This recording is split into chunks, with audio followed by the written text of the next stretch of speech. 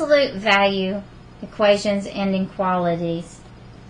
So I have this absolute value of A, and it's equal to B, where it says that my A comes out as a positive answer if and only if my B is positive when I start. Then I'm going to also get its opposite, it's negative.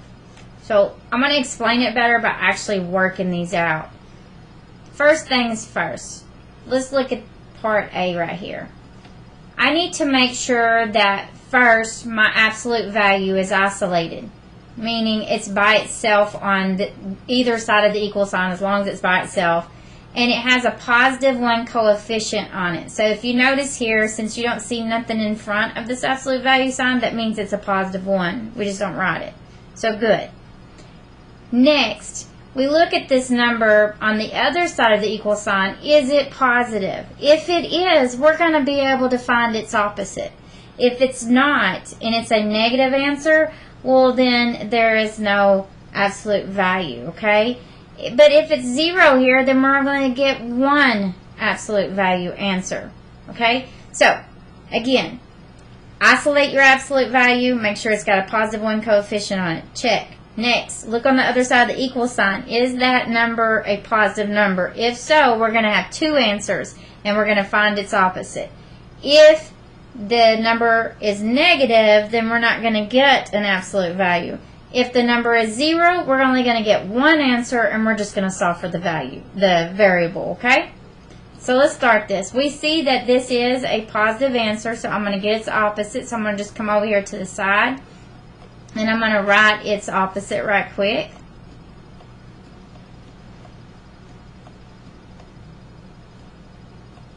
And now let's solve for both of them by dropping them out of the equality signs, or absolute values. I'm sorry, guys. Dropping them out the absolute signs. And I could solve for the variable.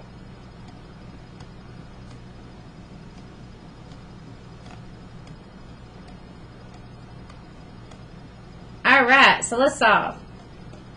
I need this variable by itself, the x, so I'm going to subtract the 5. And I'm just, because the equations are so much alike, I'm going to go ahead and come over here and do this to both sides. Okay, so now I'm left with a negative 3x on this side of the equal sign, and the same way on this other one. But what's going to change is the other side of the equal sign. On this first equation, I got positive 12 minus 5. That gives me a positive 7, right? Over here on the second equation, I got negative 12 minus 5. That means that I add them together and they're both negative, so it's going to be 17. So let's finish both of these up. I need a positive 1 coefficient on x, and I actually got a negative 3. So it means I need to undo the multiplication with division. What you do to one side, you always do to the other. And let's do the same to this other equation. And let's clean this up. So my first equation gives me x is equal to negative 7/3. And this the second equation will give me negative divided by negative is positive, so it gives me a positive 17/3. And those are my answers right here for this absolute value.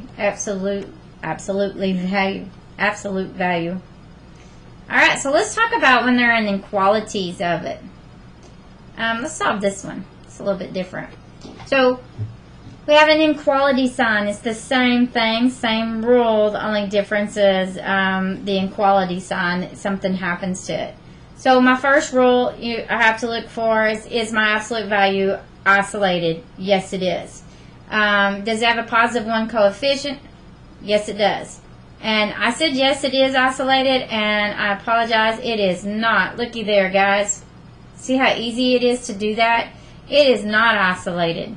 This is what I mean.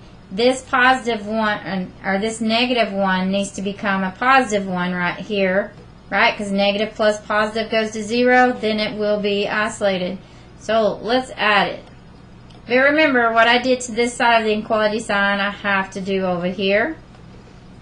So now I have absolute value of negative, or 2 minus 7. And then 4 plus 1 is 5. So now, okay, check. It is isolated this time. It does have a positive 1 coefficient in front.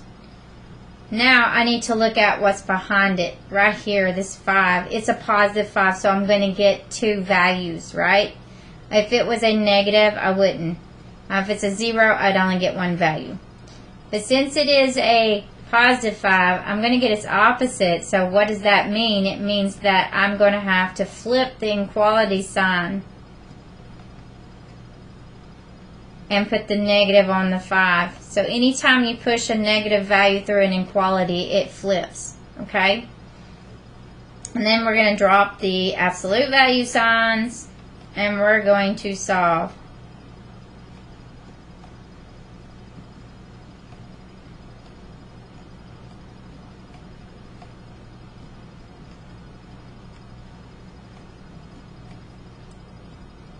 Alright, so let's solve for it. I need the x by itself, so I'm going to have to subtract the 2 from both sides. So now I got negative 7 x is greater than 5 minus 2 is 3. Let's come over here and do the same thing. 2 minus on both sides. Now I got negative 7x is less than, well, negative 5 minus 2 is negative 7. Now I need a positive 1 coefficient on my x value, and I got a negative 7, so I need to divide it out.